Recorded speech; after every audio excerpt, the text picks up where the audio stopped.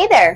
You're watching Procurement Shorts, your guide to everything you need to know in procurement and supply chain. Here's what's making news today. North America cement shortage woes continue.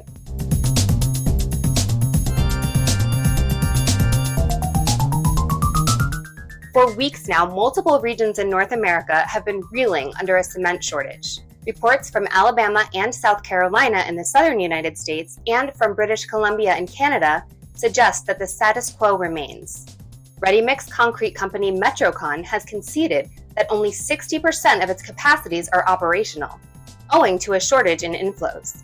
The Alabama Concrete Industries Association has said that despite demand for cement increasing by 14% this year, the commodity is hard to come by, owing to labor and supply chain challenges. As a result, prices are already up 3.5% this year, to about $129 per metric ton. The shortfall in cement supplies comes at a time when global data has cut the growth forecast for the construction industry in North America for 2022 from 4.5% to just about 2.4%. However, construction output this year is still expected to be in the range of about $1.9 trillion on the back of summer demand. In British Columbia, for instance, a sustained spike in construction projects is driving demand for cement. However, a variety of factors in Canadian markets, including labor shortages, plant shutdowns, and inflation, has brought cement output to a near standstill. Ready-mix concrete company Burnco has said that it hasn't been able to deliver, owing to trouble with machinery and lack of service personnel. The company says it expects shortages to persist till the year end, even as individual contractors continue to pay a 20 to 30% premium on cement to fulfill orders.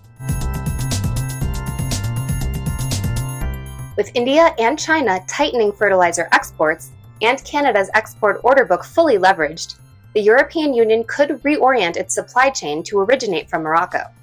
The African country, whose phosphorus fertilizer exports were valued at $5.9 billion in 2020, is one of the top producers of phosphorus fertilizers.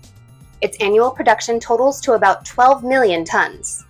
Morocco has now announced plans to increase its phosphorus fertilizer production by 8.2 million tons by 2026.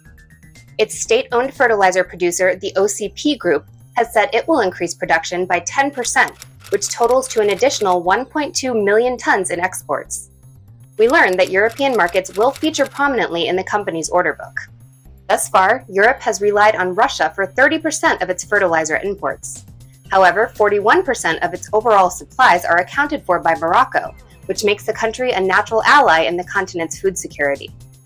Morocco also comes across as a natural phosphorus fertilizer source for most markets, given that it has 70% of the world's phosphate reserves. Since Russia's invasion of Ukraine, the EU and NATO have committed to cut down Russian imports.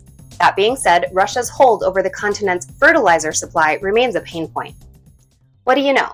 Fertilizers made in Morocco could now ease a bit of that pain and make it all better.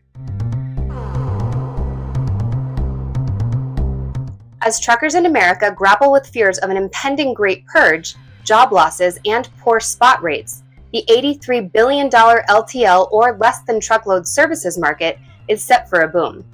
Market research reveals that promising projections for e-commerce, coupled with competitive rates, have given the segment a much-needed boost.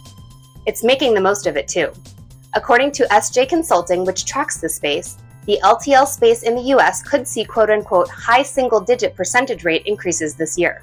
The projections come even as LTL carriers have reported good results so far in 2022. Even the worst performer in this space, Yellow Transportation, with a market share of 10% in the US, is charting a course to profitability after narrowing first quarter losses by over $35 million. Other carriers like ArcBest have reported revenues of $94.9 million against $32 million in 2021. Old Dominion Freight Line saw first quarter incomes of $405.5 million versus $240 million last year. Saia reported revenues of $103 million, up substantially from $43.7 million in the first quarter last year. SJ Consulting data shows how LTL carriers saw a 17.5% year-on-year spike in revenues per shipment hundredweight. A bullish LTL segment also means good news for drivers amid a possible employment crisis in American trucking. Companies have begun hiring from in-house driver training schools, with companies like Yellow outlining plans to train and hire 1,000 new drivers this year. Well, that's about all the time we have on this edition of Procurement Shorts. Remember to log into bureaulive.ai to keep pace with news from this space. See you on the other side!